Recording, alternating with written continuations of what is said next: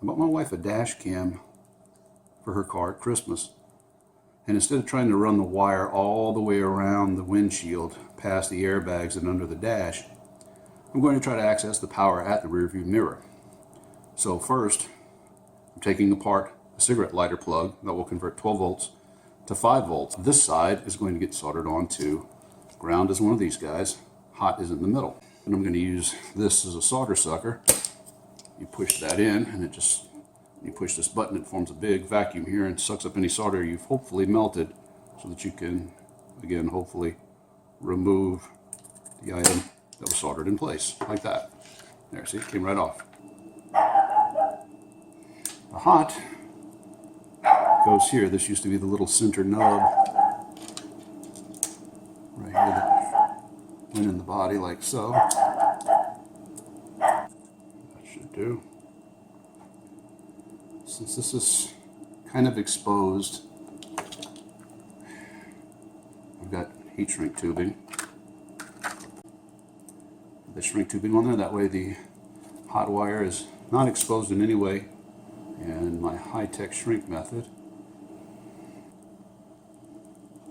Okay, see, I've got a smaller piece that's going to go over the larger piece. So what I'm going to do at the end, while it's still soft, even though it's kind of hot, is pinch it. All right, I'm going to do the same thing on the other side. This piece over here, same story. Shove it on as far as you can. Shrink the snot out of it. Now hopefully, this end will wire into 12 volts behind the rearview mirror. This will convert it down to 5 volts for USB connections. And then this will plug into the little camera and we'll have a dash cam working. This big plastic box up here, that's where the wires come in for the rearview mirror, and that's where we're going to access our power, but it's 12 volts. Hence the reason I made this converter from 12 to 5. So to get this off, you just push forward like you're trying to push it to the bumper, forward and down at the same slope as the windshield. And you'll hear it click like that. And then this little extra piece comes off here. And then if you turn this rearview mirror way over to the side, you'll see this. This is the plug for powering the rearview mirror. First thing we need to do is confirm what's the hot and what's the neutral on those two wires that come into this little plug right here. Took the entire rearview mirror off the car. There's two wires back here all the way to the right. The blue one and then a black one next to it. That's the positive and the ground, the negative. Okay, I've got to try to get these wires wedged in each side. There. It should fit in the gap between the metal part of the plug inside and the plastic housing. I'm going to put a zip tie on here to take the tension off of these wires. It's zipped up.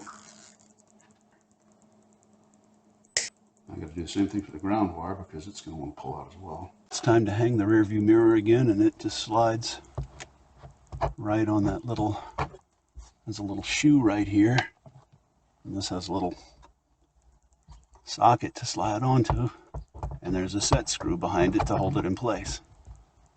Physically, it's that simple. I'm going to tighten it in place so it doesn't fly off when we round a corner. I'm going to plug the rear view mirror's power, this, back into the car power, which comes from the roof up here, along here, this plug, together. And then there's a holding point right here for the whole plug assembly, which it just slides on and clips in place. Now, the trick is going to be putting this cover on and hiding this little power converter and all this wire while still having room to mount my web camera about right here. Can you even see this? I need to see if I can hide all those extra parts under there, and I'm pretty sure I can. I want to try and hide this power converter back here where it won't take up much room, and bring the cable in from the other side so that I can maybe loop it around in the case. I just got to stuff the rest of the cable.